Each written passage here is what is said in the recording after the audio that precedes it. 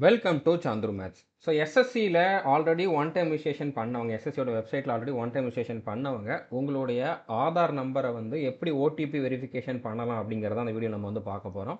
இப்போது நீங்கள் வந்து ssc.gov.in அப்படிங்கக்கூடிய எஸ்எஸ்சியோட அஃபிஷியல் வெப்சைட் வந்து ஓப்பன் பண்ணிக்கோங்க. இதில் லாகின் ஆர் ரெஜிஸ்டர் அப்படிங்கக்கூடிய இந்த ஆப்ஷனை வந்து கிளிக் பண்ணுங்கள்.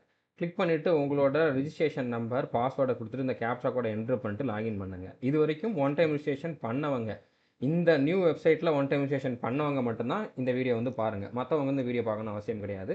நீங்கள் புதுசாக ஒன் டைம் ரிஜிஸ்ட்ரேஷன் பண்ணுறப்பவே உங்களுக்கு கண்டிப்பாக ஆதார் வெரிஃபிகேஷன் பண்ணி தான் பண்ணுற மாதிரி இருக்கும். ஓகே, ஸோ அதுக்கு நான் வந்து தனியாக இன்னொரு வீடியோ போடுறேன். அப்ளிகேஷன் ஓப்பன் ஆகிறப்போ தனியாக நான் இன்னொரு வீடியோ போடுறேன். ஓகே, ஸோ இப்போ இந்த கேப்சா கோடை என்ட்ரு பண்ணி லாகின் பண்ணுங்கள்.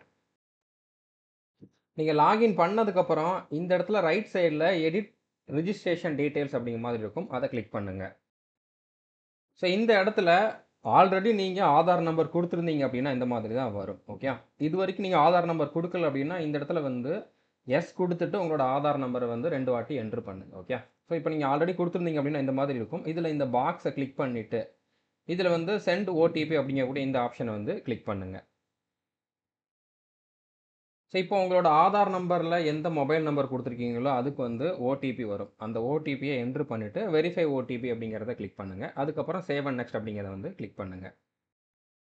நீங்கள் வந்து வெரிஃபை ஓடிபி கொடுத்த உடனே வந்து வெரிஃபைட் அப்படிங்கிற மாதிரி வந்துடும். அதுக்கப்புறம் மறுபடியும் வந்து ஹோம் பேஜுக்கு வந்துடும். நீங்கள் மறுபடியும் எடிட் ரிஜிஸ்ட்ரேஷன் அப்படிங்கிறத வந்து கிளிக் பண்ணிங்கன்னா உங்களுக்கு வெரிஃபைட் அப்படிங்கிற மாதிரி வந்திருக்கும். ஓகே, இந்த மாதிரி க்ரீன் டிக்கோட வெரிஃபைட் அப்படிங்கிற மாதிரி வருதா அப்படிங்கிறத மட்டும் நீங்கள் வந்து என்ஷூர் பண்ணிக்கோங்க. ஸோ இவ்வளோ பண்ணாலே போதுமானது. ஓகே, ஸோ புரிஞ்சுருக்குன்னு நினைக்கிறேன். இது வரைக்கும் இந்த மாதிரி ஒன் டைம் ரிஜிஸ்ட்ரேஷன் பண்ணவங்க, ஆதார் வெரிஃபிகேஷன் பண்ணாதவங்க பண்ணிடுங்க. ஓகே, ஸோ இது வரைக்கும் நம்ம சேனலை நீங்கள் சப்ஸ்கிரைப் பண்ணணும் அப்படின்னா சப்ஸ்கிரைப் பண்ணிவிட்டு பெல் ஐக்கனை கிளிக் பண்ணி வச்சுக்கோங்க. All the best.